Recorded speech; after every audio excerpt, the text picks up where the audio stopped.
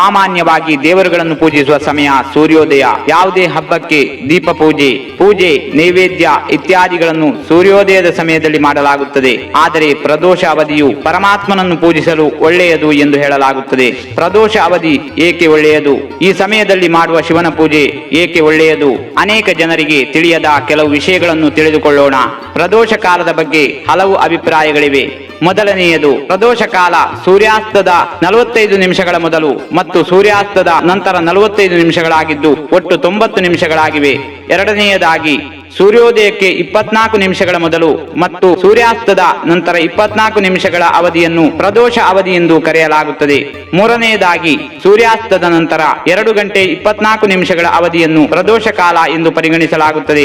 ಆದಾಗ್ಯೂ ಸಂಜೆ 5 ರಿಂದ 7 ರವರೆಗಿನ ಅವಧಿಯನ್ನು ಪ್ರದೋಷ ಕಾಲ ಎಂದು ಪರಿಗಣಿಸಲಾಗುತ್ತದೆ ಮತ್ತು ಆ ಸಮಯದಲ್ಲಿ ಶಿವನನ್ನು ಪೂಜಿಸುವುದು ತುಂಬಾ ಒಳ್ಳೆಯದು ಎಂದು ಹೇಳಲಾಗುತ್ತದೆ. ಈ ಸಮಯ ಶಿವನನ್ನು ಪೂಜಿಸಲು ಉತ್ತಮವಾಗಿದೆ, ಏಕೆಂದರೆ ಪ್ರದೋಷ ಕಾಲದ ಸಮಯದಲ್ಲಿ ಪರಮಾತ್ಮನು ಒಂದೇ ಸಮಯದಲ್ಲಿ 2 ರೂಪಗಳನ್ನು ಧರಿಸುತ್ತಾನೆ. ಅಂದರೆ ಅವನು ಅರ್ಧನಾರೀಶ್ವರನ ರೂಪದಲ್ಲಿರುತ್ತಾನೆ.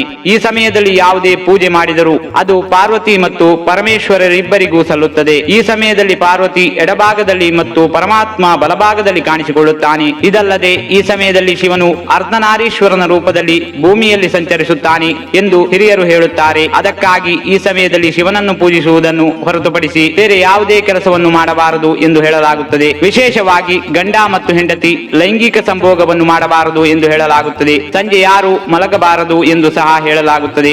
ಈ ಪ್ರದೋಷ ಅವಧಿಯಲ್ಲಿ ಮಾಡುವ ಶಿವಪೂಜೆ ಮತ್ತು ಶಿವಾಭಿಷೇಕವು ಉತ್ತಮ ಫಲಿತಾಂಶಗಳನ್ನು ನೀಡುತ್ತದೆ. ಸಂಜೆಯೇ ಒಳ್ಳೆಯದು ಎಂದು ಹೇಳಲು ಕಾರಣವೆಂದರೆ ಶಿವನು ಮಸುಕಾಗುವುದಿಲ್ಲ, ಅವನು ತನ್ನೊಳಗೆ ಎಲ್ಲವನ್ನೂ ಒಂದುಗೂಡಿಸುತ್ತಾನೆ. ಅದಕ್ಕಾಗಿಯೇ ಸೂರ್ಯಾಸ್ತವನ್ನು ಶಿವನ ಅನುಗ್ರಹದ ಸಮಯವೆಂದು ಪರಿಗಣಿಸಲಾಗುತ್ತದೆ. ಅದೇ ರೀತಿ ಸೂರ್ಯೋದಯವು ವಿಷ್ಣುವಿನ ಅನುಗ್ರಹದ ಸಮಯ.